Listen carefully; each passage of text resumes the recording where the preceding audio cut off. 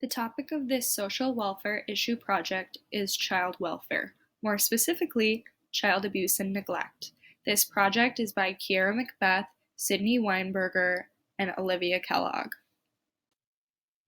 The social issue being presented is child abuse and neglect. There are multiple kinds of abuse and neglect. Physical abuse is a physical act of harm or threatened harm against a child by a caretaker that results in physical injury to a child, including beating, hitting, slapping, burning, shaking, or throwing. Sexual abuse is the use of a child by an adult for sexual or emotional gratification in a sexual way, such as fondling, exposure, sexual intercourse, and exploitation, including child pornography. Psychological or emotional abuse is emotional damage for which the child's parent, guardian, or legal custodian has neglected, refused, or been unable for reasons other than poverty to obtain the necessary treatment or to take steps to ameliorate the symptoms. Neglect is the failure of a parent or caregiver responsible for a child to provide needed food, clothing, shelter, medical care, or supervision to the degree that the child's health, safety, and well-being are threatened with harm. The scope and magnitude of this social issue in the United States is huge. About 3 million reports of child maltreatment are made each year in the United States. The number of children who received a Child Protective Services investigation or alternative response increased 10% from 2013 to 2017. This is a little over 300,000 kids. 1 in every 4 women and 1 in every 5 men are sexually abused before the age of 18. Roughly 5 children die each day due to child abuse. Even more children die each year from neglect than abuse. Over 70% of abused children are below the age of 3. About 80% of 21-year-olds who were abused as children met criteria for at least one psychological disorder. Although there is no true cause for this issue, there are various risk factors. Some of these are included here, such as a child has recently been reported, meaning there have been previous founded or unfounded reports of abuse or neglect of the child or his or her siblings in the family system. Parent was abused as a child. Children who are maltreated may learn violent behavior and how to justify that behavior. The age of the parent. Some studies of physical abuse, in particular, have found that teen mothers have higher rates of child abuse than older mothers. The age of the child. Infants and young children are more at risk of maltreatment than older children and adolescents. Family composition. Most at risk are single parents rearing children alone, including a never married, separated, or divorced parent, and children living in an extended family household. Child rearing approaches. Negative attitudes about a child's behavior and inaccurate knowledge about child development may play a contributing role in child maltreatment. Maltreating parents are more likely to use harsh discipline and less likely to use positive parenting practices. Domestic violence in the home. Children who witness violence between their parents or caregivers may learn violent behavior as well as how to justify that behavior. Separation of a parent or child for a long period. The child may have been reared by a grandmother or other family member or have been in foster care. Parents or caretakers' substance use. Substance use is suspected to be a contributing factor for between 1/3 and 2/3 of maltreated children in the child welfare system. Physical, mental, or emotional impairment of the child. The child has been diagnosed or observed to have cognitive, physical, or emotional limitations or chronic illness. Physical, mental, or emotional impairment of the parent. The parent or other caretaker has low self-esteem, a belief that events are determined by chance or outside forces beyond one's personal control, poor impulse control, depression, anxiety, and antisocial behavior. Low socioeconomic status. Lower economic status, lack of social support, and high stress levels may contribute to the incidence of child maltreatment, especially for adolescent mothers and young parents. You might be wondering why this issue is so important. Well, the issue of child maltreatment not only affects the children involved, but affects you along with plenty of others. We all have children out there that we care about. You may not hurt them, but perpetrators can sometimes be strangers or other trusted adults. This issue is also important because of the large amounts of psychological disorders it influences in victims. Sometimes, due to these psychological disorders or even a diminished amount of self worth, children can end up going down a wrong path where they may participate in illegal activities. This then becomes a problem for the whole community. Child abuse and neglect impacts a lot of people, including broader society.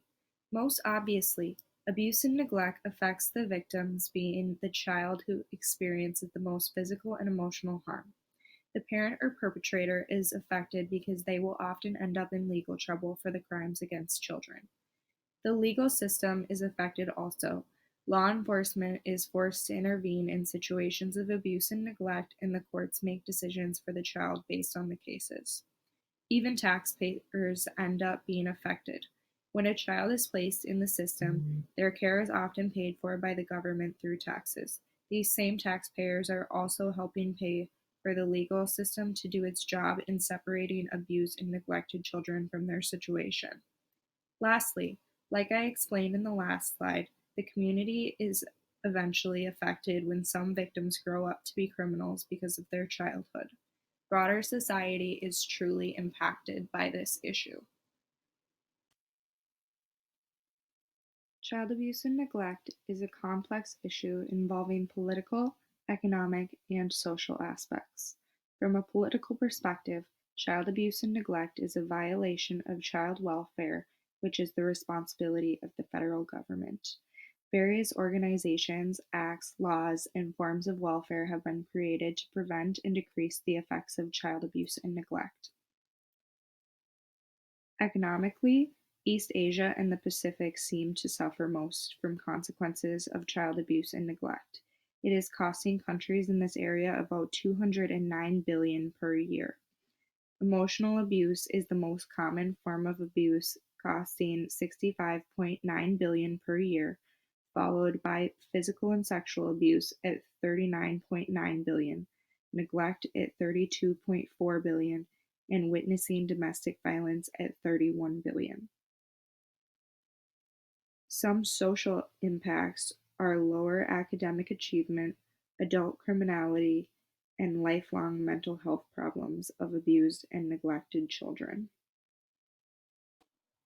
How child welfare and child maltreatment is viewed has changed a lot over time. In colonial times, children were the responsibility of their families, and not much attention was geared towards parents, whether they were meeting the child's needs or not. The only time authorities stepped in was when the children were orphaned. In this case, children were given to almhouses, typically to work as servants. During the 19th century, more efforts were made so children could get away from the negative influences of almhouses. However, needs of abused and neglected children still weren't being addressed until the 1870s when the Society for Prevention of Cruelty to Children was established. Organizations like this were more so geared towards prosecuting parents than helping children, however. In the early 20th century, the U.S. Children's Bureau was incepted, which was the first time that the federal government's responsibility for the welfare of the country's children was recognized legally. Child welfare programs were also made in this time to reach goals like helping children in their homes rather than relocating. providing services to children by federal responsibility, and understanding how poverty affects child maltreatment. In the 60s and 70s, focus was placed heavily on children in foster care. In the 80s and 90s, the amount of children receiving child welfare services drastically decreased. Efforts to help in placement of orphan children continued, and there became larger focus on support to get families off of welfare in order to decrease the likelihood that children will be maltreated. As of the early 21st century, focus on getting families off of welfare progressed. From 2000 to 2010, there were numerous large stretches towards ensuring child welfare, such as systems for registering sex offenders and more funding towards programs designed to improve investigation and prosecution of child abuse and neglect cases. After 2010, many children are still in limbo for welfare that need health and mental health services.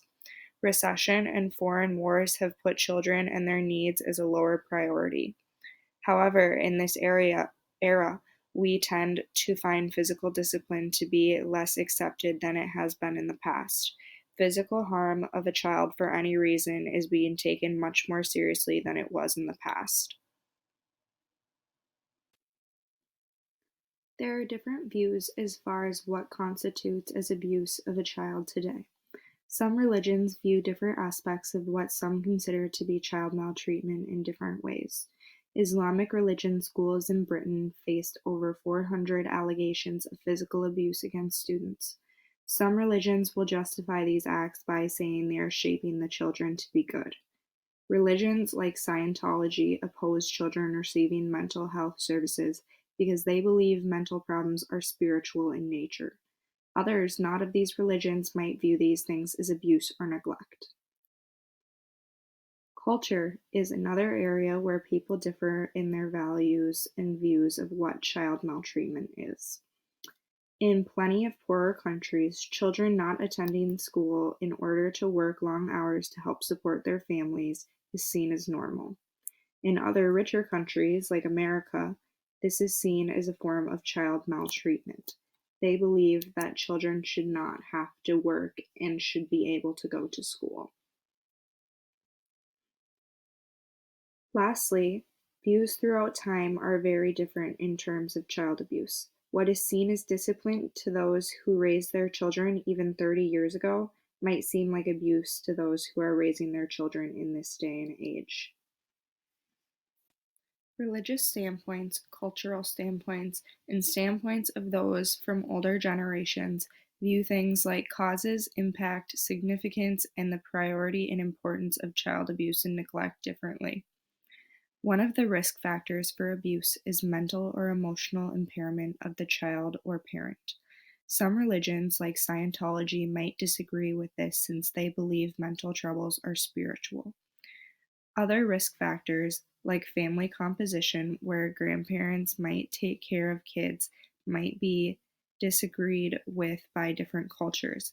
In some cultures, extended family plays large roles in raising children. A couple more risk factors that could be argued against by older generations is the age of the parent and whether the parent was abused as a child. It was very common for older generations to have their children at young ages. Also, they may not consider some parents as having been abused as children. I think, as far as impact from all standpoints, it is pretty clear who it is being affected once abuse reaches a level where investigations or other welfare services are needed to take place. Different types of child maltreatment are looked at as less significant than others from different viewpoints or more important. From a religious perspective, sexual abuse might be of higher importance because of its prevalence in religious communities like Christianity. Also, from a religious perspective, emotional abuse might be seen as less significant, especially in religions like Scientology. In terms of neglect, certain poorer cultures might see it as less significant because their lack of basic necessities for their children is common to them. This also may make neglect of higher priority to them, however. Older generations would probably be more likely to see physical abuse as less significant because they might not see it as abuse. They may see something like sexual abuse as a higher priority.